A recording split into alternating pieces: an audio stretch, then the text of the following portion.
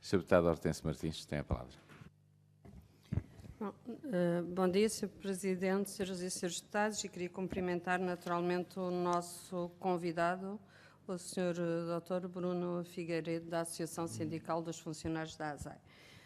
Em primeiro lugar, queria dizer-lhe que, de facto, o Partido Socialista atribui muita importância à ASAI. Aliás, foi num governo do Partido Socialista que este organismo foi criado. E, na nossa opinião, em muito boa hora foi criado, porque recordamos-nos todos do que era a amálgama de processos, procedimentos, a falta até de coerência de duplas e triplas entidades que iam às mesmas empresas e até com opiniões diferentes. Queria, naturalmente, dizer-lhe que, para nós, as questões da defesa do consumidor e as questões de uma ASAI operacional também são fundamentais. E eu percebo e também agradeço-lhe o facto de ter vindo aqui falar sobre aquilo que sente e até a emoção com que traz. Mas também tenho que lhe dizer, sinceramente, que também temos que ter algum cuidado na forma como exprimimos algumas questões, porque, por exemplo, referir-se a orgias académicas, assim, só para dar um exemplo, e passar não é esponja, é o contrário de esponja mesmo, um anátema sobre os estagiários também não me parece todo correto.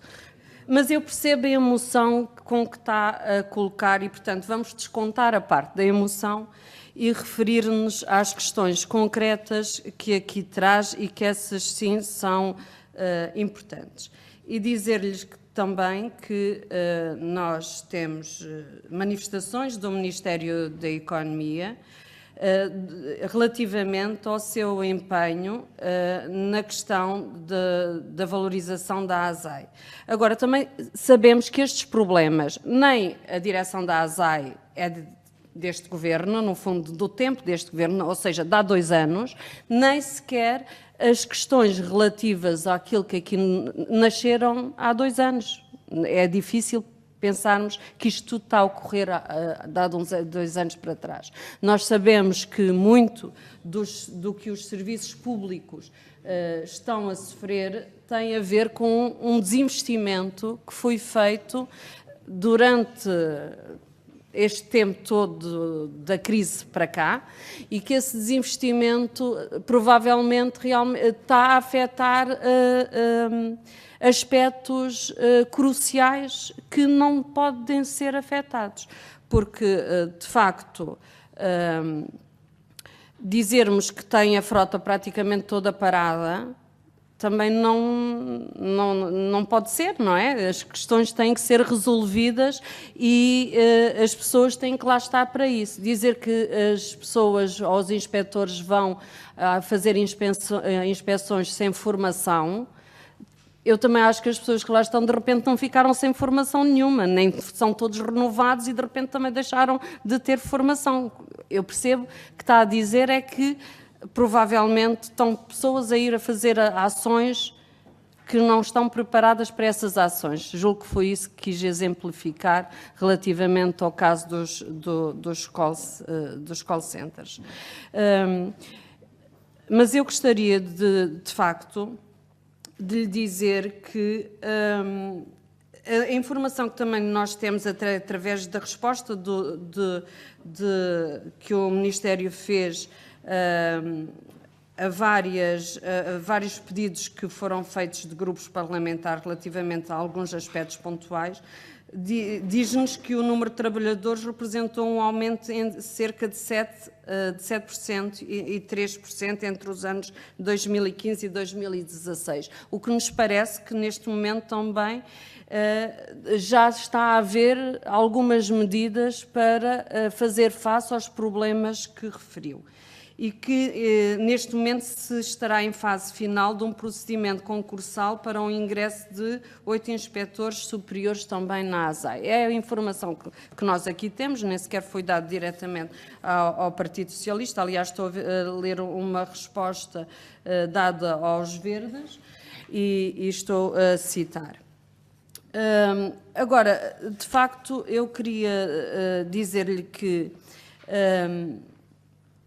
estas questões da defesa do consumidor, não só neste aspecto, mas nos demais aspectos, para nós são cruciais. E a ASAI realmente tem que estar operacional para corresponder à sua missão. E isso aos diferentes níveis. Por exemplo, falou do caso de Castelo Branco, a questão de 9 inspectores, um de baixa prolongada, um que vai para a ACT e um que vai regressar. Eu também suponho que tem que haver procedimentos para a substituição destes inspectores. E é isso que eu também lhe pergunto, se tem conhecimento que isso esteja a ser feito. Depois fez aí algumas acusações relativamente à questão da independência da própria ASAI e da própria necessidade de confidencialidade, que eu também reputo como extremamente importante, e eu penso que nós também não podemos estar a pôr em causa de todo essas questões relativas à confidencialidade, a não ser que haja mesmo muito, porque são acusações muito graves, não é? Porque nós temos que dotar os serviços de meios para essa confidencialidade, e os processos também têm que estar feitos de acordo com isso. Percebo que o caso de estar a dizer que estão pessoas externas aos serviços a tomar conhecimento de alguns processos, e que essas pessoas possam não ter também, digamos, obrigações dessa confidencialidade, e que isso preocupa, que é o caso dos estágios. Mas, internamente, os estagiários devem ser acompanhados, eu acho que é assim, não é? Devem ser acompanhados por pessoas e devem fazer as tarefas que lhes são atribuídas, mas sempre acompanhados com pessoas com responsabilidade e que assumem a responsabilidade da função em causa, não têm que estar desligados, não é? E sozinhos a cumprir uma função que deve ser de responsabilidade de outrem. Peço eu, e gostaria que também esclarecesse melhor estas questões. E, portanto, terminava dizendo-lhe que o Partido Socialista vai continuar a acompanhar este assunto, mesmo como o Sr. Presidente aqui já referiu, com a audição também necessária do Sr. Presidente da ASAI, e também da tutela, se for entendido como necessário, que também pelas questões que aqui trouxe, é natural que assim aconteça. Obrigada. Muito obrigado, Sr. Deputado. Passo agora para o Sr. Professor Bruno Figueiredo para responder. Bem, Sr. Deputado, eu antes de mais não acredito que tenha levado a mal o termo que usei da orgia académica. Falei meramente em termos figurativos ou metalinguísticos, não me referia a nenhuma orgia. Apenas àqueles devaneios de um grupo de alunos que se reúne e faz... Efetivamente, a ASAI, quando foi criada, procurou resolver um problema, que foi concentrar num único organismo competências que estavam dispersas por vários. Haver uma harmonização de procedimentos, etc. E, na altura, isso foi conseguido. E eu posso lhe dizer que na nossa intranet, ao dispor dos inspectores, estão 88 fichas técnicas de fiscalização para harmonizar esses procedimentos. E foi elaborado um manual de procedimentos que estão desatualizados desde 2013. E, portanto, eu dou-lhe um exemplo daquilo que está a suceder. Na minha unidade regional, eu estou no setor, no Porto, eu estou no setor de instrução processual. Eu dou-lhe um exemplo muito curioso e, enfim, eu lamento que as coisas estejam a acontecer nestes termos. Uma mesma operação direcionada para brinquedos, segurança de brinquedos, 5 brigadas detectaram a mesma infração e levantaram 4 autos diferentes. 4 infrações diferentes, tipificadas de forma diferente, com coimas diferentes. Isto é harmonização de procedimentos? Não é harmonização de procedimentos. O Sr. Ministro, na resposta que deu no âmbito da carta aberta ao Governo, veio dizer que as fichas de técnicas de fiscalização, e eu vou referir mesmo a resposta do Sr. Ministro da Economia, que as fichas técnicas de fiscalização constituem procedimentos documentados com o objetivo de uniformizar os critérios aplicados durante as ações de inspeção e fiscalização da ASAI. São um documento orientador de trabalho pelos inspectores da ASAI que possuem informação adequada para a avaliação global do controle efetuado. Isto é falso. Isto é falso. A legislação dos brinquedos é recente. A ficha técnica é de 2007. Os inspectores que participam nessas operações, e eu volto a referir a falta de formação. Eu entendo que a Sra. Deputada tente também, de certa forma, eu não digo negar, mas minorar ou diminuir a gravidade disto. Mas não há formação, não há formação. Os inspectores que chegam, o recrutamento em mobilidade não é adequado a este organismo. O pessoal que chega cá não tem formação contínua, não teve a formação de base e vai para o terreno sem essa formação e isto então acontece. A mesma situação é enquadrada de forma diferente. E os erros vão-se acumulando, seja por ação, seja por omissão. E qualquer dia vai haver consequências graves, seja da ação, seja da omissão. O Sr. Ministro disse que as fichas estão a ser revistas progressivamente. Portanto, continua a haver 88 fichas técnicas por rever.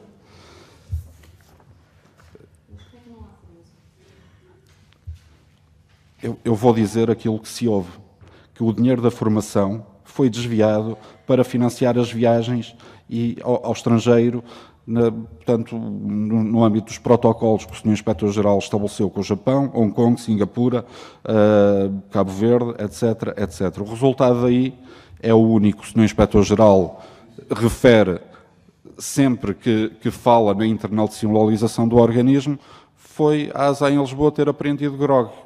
Grog é uma bebida alcoólica feita em Cabo Verde. Parece que agora os inspectores não têm informação em nada, mas conseguem detectar o grog, sabem o que é grog.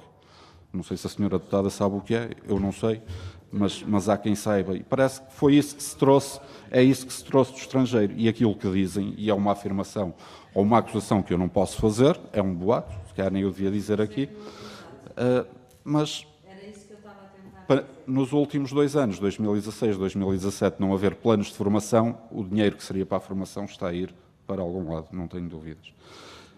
Ainda sobre esta questão da amálgama de entidades que antigamente fiscalizavam, isso ainda hoje acontece. A ASAI, em termos de processos que estão neste momento em instrução na ASAI, é aquela que levanta menos processos.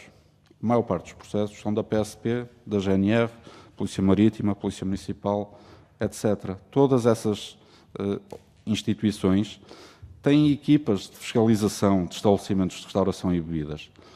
E são muito mais rigorosos que os inspectores da ASAI.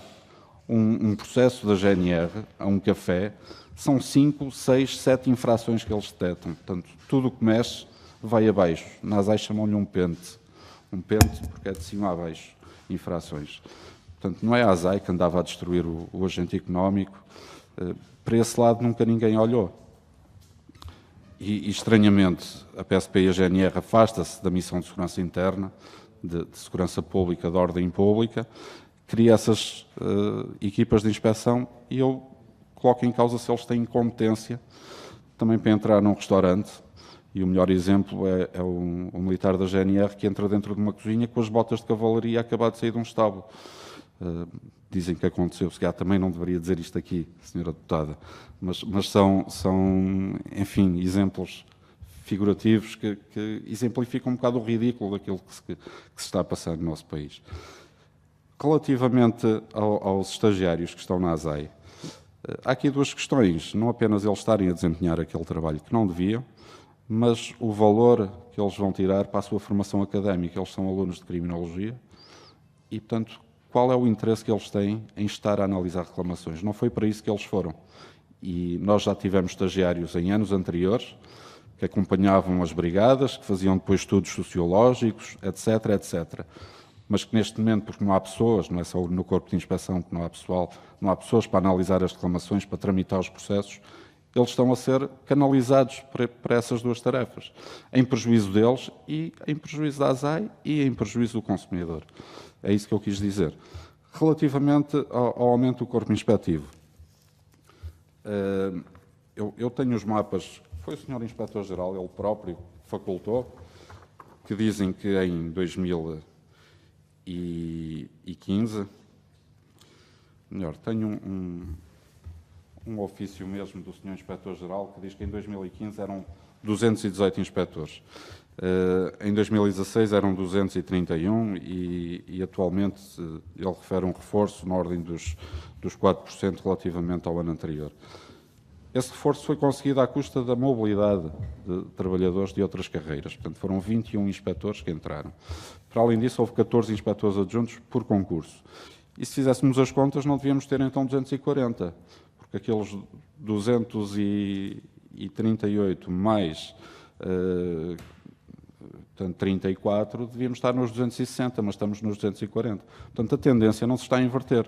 E estes 20 inspectores que têm mobilidade não são do quadro da ASAI e podem regressar ao serviço de origem a qualquer altura. E relativamente ao ingresso de 8 inspectores que está a ocorrer, é outra falácia. Esses 8 inspectores, portanto, o concurso já terminou, já foi publicada a lista final, são 8 inspectores adjuntos da Casa, que vão transitar para a carreira de inspeção superior. Vão passar a ganhar mais, vão executar as mesmas funções, mas não vai haver ingresso ou rejuvenescimento do quadro. Portanto, isso não vai acontecer. E, por último, relativamente à confidencialidade e à questão da GAV, eu apenas manifestei a minha preocupação por poder estar em causa essa confidencialidade. Não disse que está a acontecer. Há informação que é da ASAI, que era partilhada na ASAI, que nós estamos a ter dificuldades de acesso, mas que agora o Ministério da Economia poderá ter acesso porque os servidores estão na Secretaria-Geral. Foi só isso que eu quis dizer. A informação está lá, se acedem ou não, não sei. Mas há esse risco.